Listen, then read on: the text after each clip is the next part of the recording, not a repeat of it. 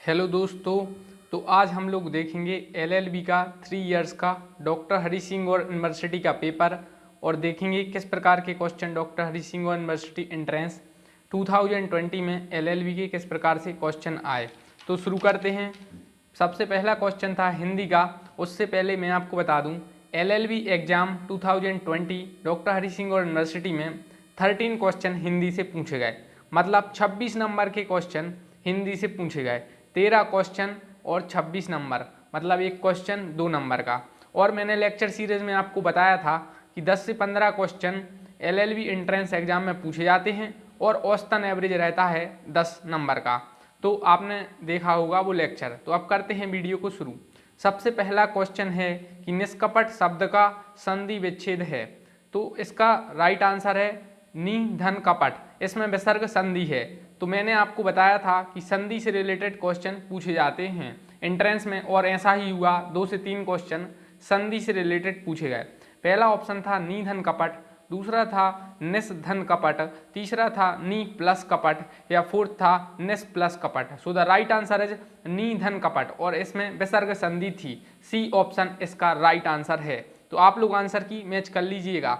Next है अनुदित शब्द में कौन सी संधि है। इसके ऑप्शन थे दीर्घ स्वर संधि, यण स्वर संधि, अयादि स्वर संधि या गुण स्वर संधि। इस क्वेश्चन में काफी डाउट है, लेकिन मेरे अनुसार इसमें दीर्घ स्वर संधि होगा, यही इसका राइट आंसर है।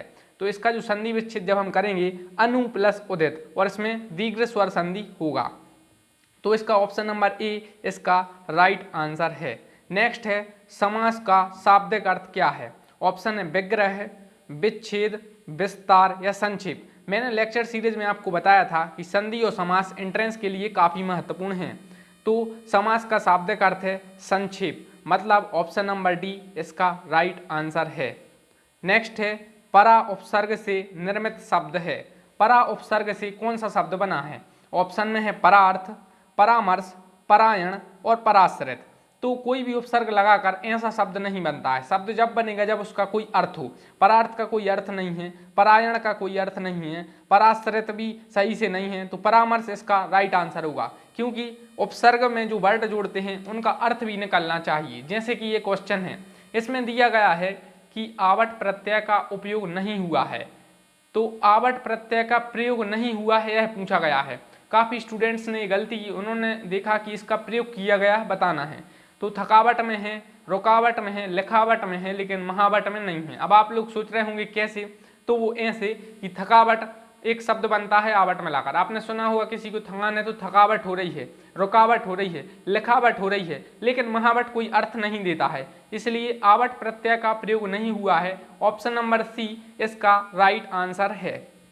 नेक्स्ट क्वेश्चन है कौन सा एक तत्सम प्लस तद्भव का गलत युग्म है। अब ये क्वेश्चन इसमें मैंने आपको बताया था कि तत्सम और तद्भव शब्द पूछे जाते हैं। तो तत्सम प्लस तद्भव का गलत युग्म बताना है। तो अक्षी और आंख ये तत्सम और तद्भव हैं। कूप और कुआ तत्सम और तद्भव हैं। चतुर्दश और 14 है, मतलब 14, ये भी तत्सम और तद्भव हैं। लेकिन अग्नि और लौ ये तत्सम और तद्भव नहीं है। नेक्स्ट है इनमें से कौन सा जातिवाचक संज्ञा है। ऑप्शन में है सेना, रहीम, गाय और बुढ़ापा। तो ऑप्शन नंबर सी यानी गाय इसका राइट आंसर है। नेक्स्ट है कौन सा एक प्रश्नवाचक सर्वनाम नहीं है। तो क्या प्रश्नवाचक सर्वनाम है, किसी प्रश्नवाचक सर्वनाम है, कौन प्रश्नवाचक सर्वनाम है, लेकिन कोई प्रश्नवाचक सर्वनाम नहीं है। मतलब 8th क्वेश्चन का राइट आंसर था ऑप्शन नंबर डी। अब देखेंगे नेक्स्ट क्वेश्चन। और आपको पता है एलएलबी में 13 क्वेश्चन पूछे गए थे हिंदी से, जो आपके कट ऑफ मार्क्स के लिए महत्वपूर्ण हो सकते हैं। क्वेश्चन था कि गाय काली है वाक्य में विशेषण है। गाय काली है, विशेषण का मतलब होता है विशेषता। तो विशेषता क्या है कि गाय कैसी है, तो काली है। तो ऑप्शन नंबर बी इसका राइट आंसर है। नेक्स्ट है पर्यायवाची की दृष्टि से एक युग्म गलत है। ऑप्शन है कपड़ा वसन, राजा नरेश, बिजली चपला। तो कपड़ा का वसन पर्यायवाची है, राजा का नरेश पर्यायवाची है, बिजली का चपला भी पर्यायवाची है, लेकिन पृथ्वी का तनया पर्यायवाची नहीं है। पृथ्वी और तनया में डिफरेंस है। तनया का मतलब होता है पुत्री। नेक्स्ट है विलोम की दृष्टि से सही युग्म है।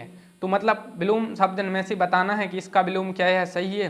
तो कठिन और कठोर, अमर समर, अच्छा श्रेष्ठ, तो राइट आंसर है इसका कपूत का सपूत। कपूत का सपूत विलोम शब्द है, कठिन का कठोर विलोम नहीं है, अमर समर नहीं है, अच्छा श्रेष्ठ दोनों एक से ही हैं, कपूत का सपूत विलोम है। नियति का समानार्थी शब्द है। 12th नंबर क्वेश्चन में था नियति का समानार्थी शब्द क्या है।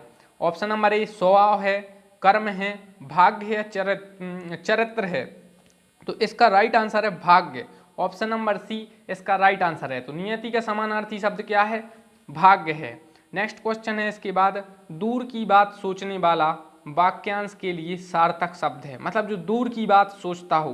पहला ऑप्शन है दुर्लभ, बिल्कुल नहीं, दुर्दमनीय, बिल्कुल नहीं, दैनिक, बिल्कुल नहीं। तो दूरदर्शी ऑप्शन नंबर डी इसका राइट आंसर है।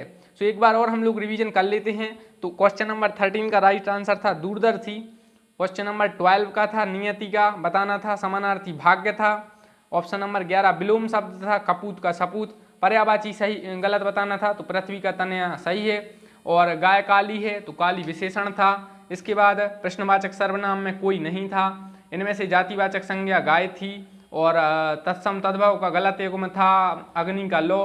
उसके बाद आवट प्रत्यय का प्रयोग किसमें नहीं हुआ है, तो महावट था।